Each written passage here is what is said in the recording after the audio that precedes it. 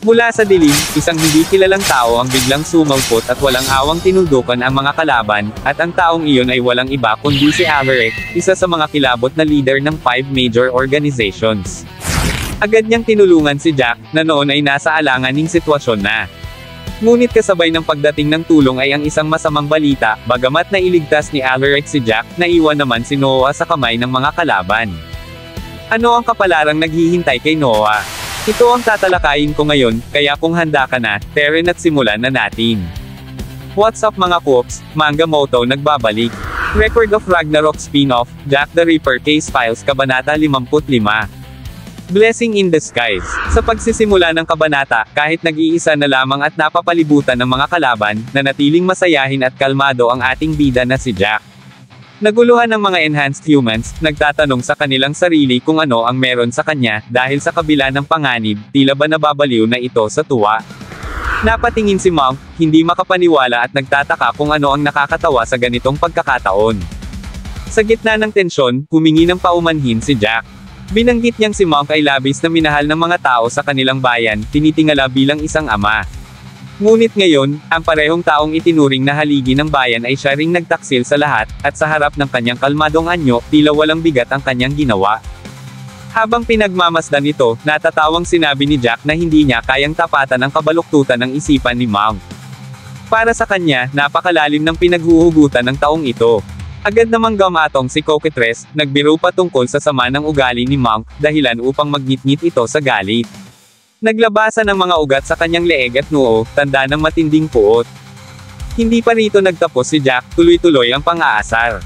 Inaasar niya si Monk sa pagtataksil nito sa kanilang alyansa, lalo na sa pagkakanulo nito kay Noah. Sa sobrang galit, hinampis ni Monk ang sahig gamit ang kanyang bakal na maso.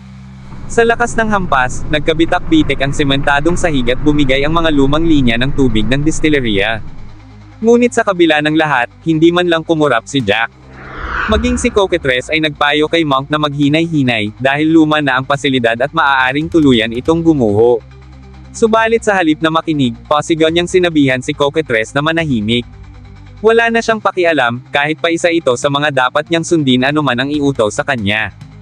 Binalingan muli ni Monk si Jack at binalaan ito, masyado na raw itong madaldal. Hindi ba nito nauunawaan ang sitwasyon niya ngayon? Ngunit si Jack ay tila walang pakialam sa mga sinasabi ni Monk. Sapagkat sa sandaling iyon, abala siya sa pagmamasid. Namamangha siya dahil nakikita niya ngayon ang kulay ng emosyon ni Monk, isang bagay na lampas pa sa kanyang imahinasyon. Ang dating kalmadong tao ay ngayon nilalamon ng puot.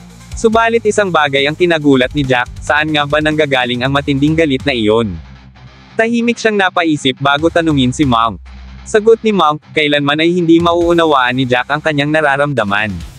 Hindi raw siya kailanman magiging katulad ni Jack, isang mamamatay taong pumapatay para lamang sa sariling kasiyahan. Napangiti si Jack sa sagot ni Monk, ngunit bago pa siya makasagot, mariing sinabi ni Monk na sumuko na siya. Nang lingunin ni Jack ang kanyang paligid, napagtanto niyang napapalibutan na siya ng napakaraming kalaban, wala nang matatakbuhan, wala nang ligtas na daan. Sa isip-isip niya, totoo nga, desperado na ang sitwasyon. Ngunit para kay Jack, ang tadhana ay hindi ang lumilikha ng mga bayani, kundi ang mga matitinding pagsubok. Patay kung patay, lalaban siya. Napansin ito ni Coquetress, na bahagyang napangisi. Mukhang hindi talaga susuko si Jack kahit ganito na ang kanyang kalagayan. Ngunit bago pa man makagalaw ang sinuman, biglang nahati sa dalawa ang ulo ng isa sa mga enhanced humans. Isang mabilis at matalim na atake ang dumaan, at kasunod nito, nagsipagputol-putol ang mga katawan ng ilan pang mga kalaban. Natigilan sina Monk at Coquetress, na bigla sa misteryosong pagpatay sa kanilang mga kasamahan. Samantala, nanatiling kalmado si Jack habang pinagmamasdan kung sino ang paparating mula sa kanyang likuran. Ilang sandali pa, mula sa anino ay lumitaw si Alaric, isa sa mga leader ng 5 major organizations. Sa malamig na tinig, sinabi nitong tila na aga na kay Jack ang titulong hero, at syempre, siya mismo ang umagaw nito. Nakilala agad ni Monk kung sino ang dumating, at batid niyang delikadong kalaban si Alaric. Agad namang sinabi ni Alaric kay Jack na kailangan na nilang umalis. Walang pag-aatubiling sumang-ayon si Jack, at mabilis silang tumakas. Habang papalayo, napalingon pa siya sa walang malay na si Noah. Katabi nito si Monk, na tila nag-aalangan ngunit walang nagawa kundi tumingin habang unti-unting lumalayo sina Jack at Alaric. Hindi nagtagal, dalawang enhanced humans ang humabol kina Jack at Alaric, nagsimula ang matinding habulan sa pasilyo ng pasilidad. Habang sabay-sabay silang tumatakbo, napansin sa gilid ng daraanan ang isang misteryosong wooden box na tila may tunog ng orasan, ngunit hindi ito pinansin ng sinuman. Ilang sandali matapos itong lampasan ng mga humahabol, bigla itong nagliwanag. Isang malakas na pagsabog ang umalangaw-ngaw sa buong gusali. Nagkadurog-durog ang katawan ng dalawang kalabang humahabol sa kanila. Maging sa itaas ng pasilidad, ramdam ang matinding pagyanig, at nasilayan ang lawak ng pinsalang dulot ng pagsabog. Sa gitna ng kaguluhan, isa sa mga tauhan ni Cockatrice ang agad hamarang upang protektahan siya mula sa mga matatalim na batong tumilapon. Sa gitna ng ingay at pagyanig, nasabi ni Cockatrice na nakatakas na sina Jack at Alaric. Samantala, si Monk naman ay walang pag-aalinlangang sinalo ang mga projectiles na muntik nang tumama kay Noah. Sa kabila ng lahat, hindi niya hinayaang masugitan ito. Kitang-kita ang mga matatalim na bato na bumaon sa kanyang likuran, habang tinitiis niya ang matinding sakit upang matiyak na ligtas si Noah mula sa anumang pinsala. Dito ay binuhat na ni Monk si Noah, habang si Cockatrice naman ay kalmadong nagsalita. Ayon sa kanya, ayos lang kahit nakatakas sina Jack at Alaric, hindi rin naman daw sila makaalis sa isla ng Avalon. Iminungkahi nitong isantibi muna ang pagtugi sa dalawa at saka na lamang sila harapin sa tamang oras. Sumangayon naman si Monk sa mungkahi ni Cockatrice at nagpatuloy sa paglalakad, buhat-buhat pa rin si Noah palayo sa lugar ng labanan. Ngunit sa loob-loob ni Cockatrice, hindi niya maiwasang makaramdam ng panghihinayang. Alam niyang malaking pagkakamali ang pagpapaalis kina Jack at Alaric, dalawang kalabang hindi basta-bastang tatakas ng walang dahilan. Samantala, lumipat ang tagpo sa kinaroroonan nina Jack at Alaric. Mabilis silang tumatakbo, tinatahak ang madidilim na pasilyo ng pasilidad habang pilit iniiwasan ang mga kalaban. Sa gitna ng kanilang pagtakbo, nabanggit ni Jack na lubos siyang natulungan ni Alaric sa alanganing sitwasyon kanina. Dire-diretso lang sa pagtakbo si Alaric at sinabing isang blessing in disguise daw iyon para sa ating bida.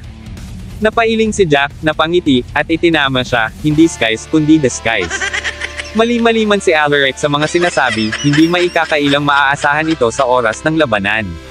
Sa bawat hakbang nilang dalawa, ramdam ang bigat ng hangin at ang presensya ng panganib na tila humahabol pa rin sa kanila. Tinanong ni Alaric kung sigurado ba si Jack sa desisyong iwan si Noah, ang leader ng Mother Goose. Diretso ang sagot ni Jack, napansin niyang tila walang balak si Monk na patayin si Noah. Ngunit agad din siyang napaisip, napatanong sa kasama kung mas mahalaga nga ba ang mailigtas siya kaysa kay Noah. Walang alinlangan ang tugon ni Alaric. Dahil nasa kamay ni Jack ang Holy Grail, siya ang may pinakamalaking halaga sa kasalukuyang labanan. Kung siya ang mawawala, mas malaking abala iyon kaysa sa pagkawala ni Noah. Nang marinig iyon, natahimik si Jack. Nauunawaan niya ang loika sa likod ng desisyon ni Alaric. May punto ito, ngunit para sa ating bida, lalong naging interesante ang mga pangyayaring bumabalot sa kanila. Pagkaraan ng ilang sandali, lumipat muli ang tagpo. May nakaupo sa upuan, ang mga kamay ay nakatali sa likuran. Siya pala si Noah, na unti-unti nang nagkakamalay. Pagmulat niya, agad siyang napatingin sa paligid, nagtataka kung nasaan siya. Napansin niyang mahigpit ang pagkakatali ng kanyang mga kamay, dahilan upang hindi siya makakilos. Mula sa labas ng selda, may narinig siyang tinig na nagsalita, gising na pala siya. Nang marinig ni Noah ang boses, bigla siyang nagulantang. Si Monk pala ang nagsalita. Nag-uumalab ang galit sa kanyang mga mata at gusto niya itong lusubin, ngunit mahigpit ang pagkakatali sa kanya sa kinauupuan. Pasigaw niyang tinanong kung alam ba ni Monk ang ginagawa niya. Ngunit kalmado lamang ang sagot ni Monk. Ayon sa kanya, si Noah ang hindi nakauunawa sa tunay na sitwasyon. Natigilan si Noah sa kanyang narinig, at doon nagsimula ang revelasyon ni Monk, na ginamit lamang niya ang Mother Goose mula pa sa simula. Mariin niyang binigkas ang katotohanan, na kailanman ay hindi siya nagbago. Ang lahat ay bahagi lamang ng plano niya mula sa umpisa. At dito na nagtapos, alam kong bitin ka sa kwentuhan natin, kaya sorry na agad. Shoutout po muna kina